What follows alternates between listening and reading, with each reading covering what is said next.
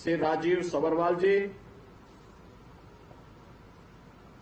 आज के इस समारोह में उपस्थित सभी गणमान्य जनप्रतिनिधिगण, अभिभावकगण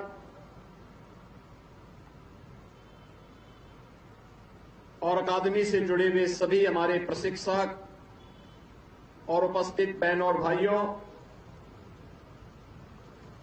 मैं सबसे पहले पुलिस उपाधीक्षक पद के 74 प्रशिक्षुओं की दीक्षांत परेड के अवसर पर आज जो शानदार परेड अपने 12 माह 15 दिन के प्रशिक्षण के दौरान इन प्रशिक्षु पुलिस उपाधीक्षकों ने हम सबके सामने प्रस्तुत किया है, इसकी सराहना करते हुए आप सभी 74 पुलिस उपाधीक्षकों को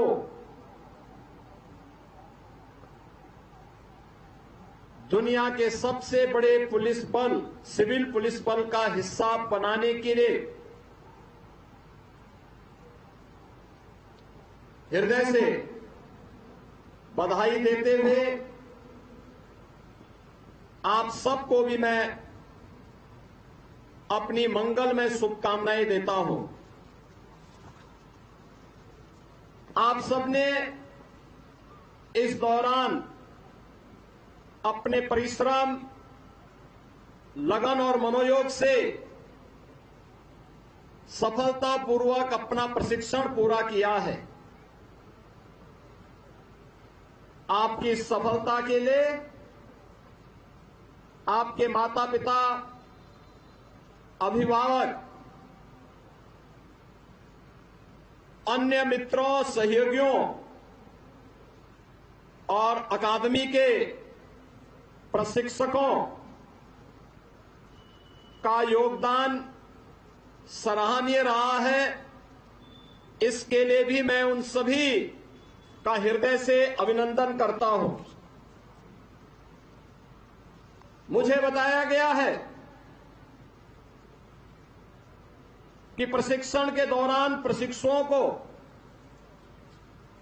अंतः कक्षीय प्रशिक्षण के अंतर्गत कानून व्यवस्था, विधि, मानवाधिकार, साइबर क्राइम, पुलिस रेगुलेशन, विधि विज्ञान, भाषा ज्ञान इत्यादि से जुड़े हुए विभिन्न विषयों के बारे में जहां अध्ययन कराया गया,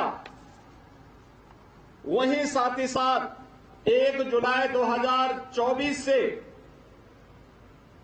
3 नए कानून, भारतीय न्याय संहिता 2023, भारतीय नागरिक सुरक्षा संहिता 2023, भारतीय साक्ष्य अधिनियम 2023 के रूप में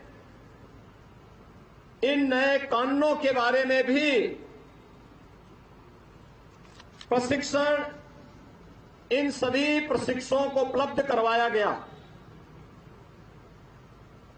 हम सब जानते हैं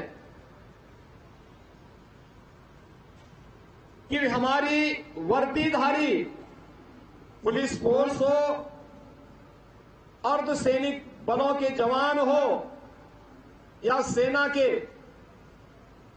उनके प्रशिक्षण के बारे में एक बात बहुत ही स्पष्टता से कही जाती है कि प्रशिक्षण के दौरान जितना अधिक पसीना बहेगा,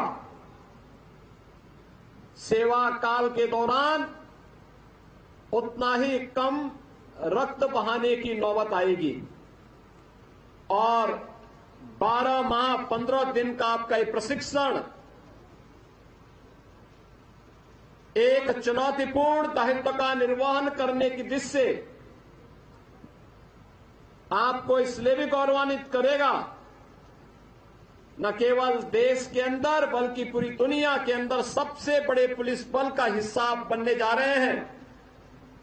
इसके लिए आप सबके मन में गर्व की अनुभूति होनी चाहिए। इसके लिए मैं आप सबका हृदय से बधाई देता हूं, आपका अभिनंदन भी करता हूं। आदरणीय प्रधानमंत्री जी ने स्मार्ट पुलिसिंग की एक अवधारणा दी है। ये स्मार्ट पुलिसिंग जो स्ट्रिक्ट भी हो लेकिन उतनी ही सेंसिटिव भी, मॉडर्न हो लेकिन उतना ही मोबाइल भी, अलर्ट हो लेकिन अपने कार्य के प्रति उतना ही अकाउंटेबल भी हो, रिलायबल भी हो लेकिन रिस्पॉन्सिव भी हो, टेक्नो सेवी एंड ट्रेंड हो। यह सूत्र हमें कानून परिवर्तन के भविष्य के लिए निरंतर और स्पष्ट मार्गदर्शन प्रदान कर रहा है। हम सब जानते हैं, जांच एवं दंड के पुराने तरीकों से आगे निकलकर आधुनिक फॉरेंसिक तकनीक और साक्ष्य का उपयोग करना न केवल न्याय की दृष्टि से बेहतर है, अपितु इस प्रक्रिया से जांच में होने वाले अनावश्यक व्यय व श्रम को भी कम किया जा सकता है। इसी के दृष्टिगत लखनऊ में Uttar Pradesh state institute of forensic sciences की स्थापना भी की गई है।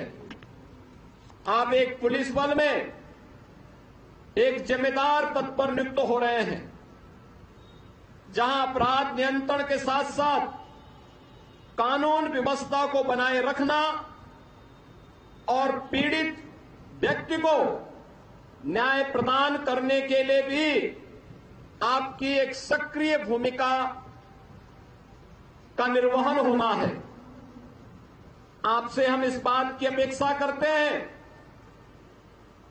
कि आम जनमानस की सुरक्षा, समाज में शांति और सौहार्द बनाए रखने,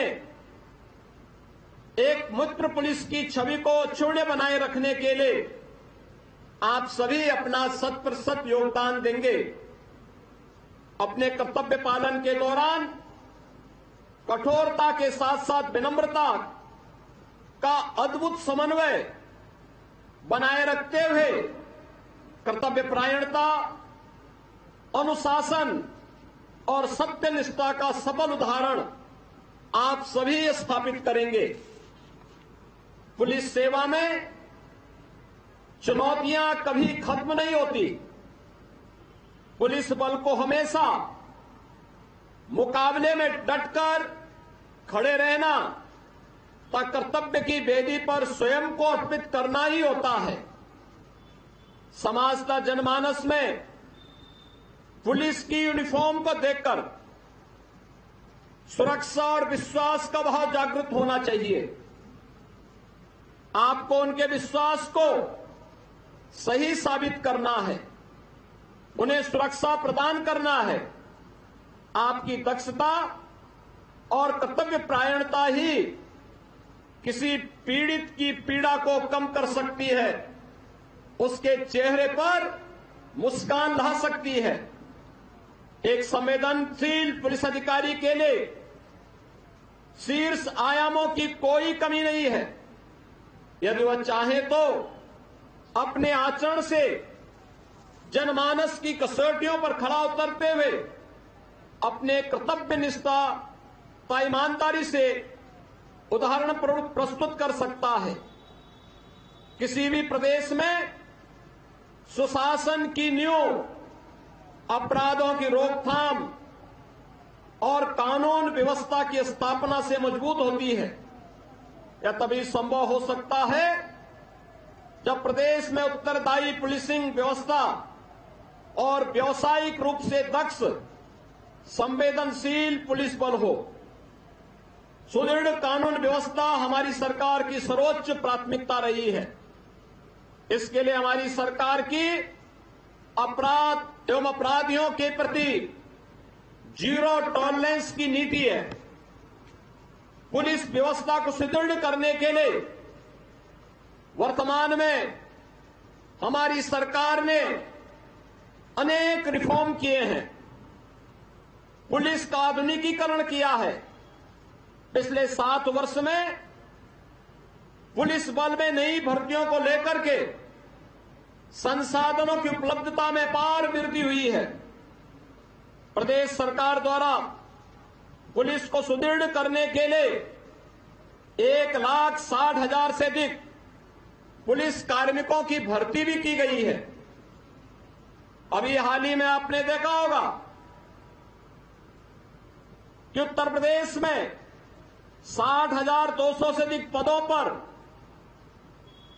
चयन की प्रक्रिया को आगे बढ़ाते हुए लिखित परीक्षा सफलतापूर्वक सकुशल संपन्न की गई।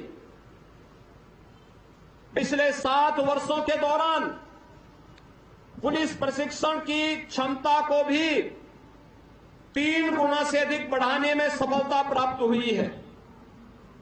मिशन शक्ति के अंतर्गत महिला सशक्तिकरण के लिए लखनऊ, गोरखपुर तथा बदायूं में महिला पीएसी बटालियन की स्थापना का कार्य तेजी के साथ आगे बढ़ा है। उत्तर प्रदेश पुलिस के द्वारा किए गए इन रिफॉर्म और आधुनिकीकरण के इस अभियान का ही हिस्सा है कि पिछले 7 साढ़े 7 वर्ष में उत्तर प्रदेश के अंदर कोई दंगा नहीं हुआ। पर्व और त्योहार शांतिपूर्ण तरीके से संपन्न हुए हैं। कहीं भी कोई अराजकता और गुंडागिर्दी नहीं, बल्कि आज यही उत्तर प्रदेश सुशासन के एक मॉडल के रूप में अगर देश के अंदर देखा जा रहा है तो इसमें एक बड़ी भूमिका उत्तर प्रदेश के हमारे बहादुर जवानों के द्वारा निष्ठा से की गई सेवा का परिणाम है। आज रूल ऑफ लॉ के माध्यम से उत्तर प्रदेश ने अपने परसेप्शन को बदलने में सफलता प्राप्त की है और मुझे प्रसन्नता है कि लगातार उत्तर प्रदेश पुलिस बल इस दिशा में कार्य कर रहा है।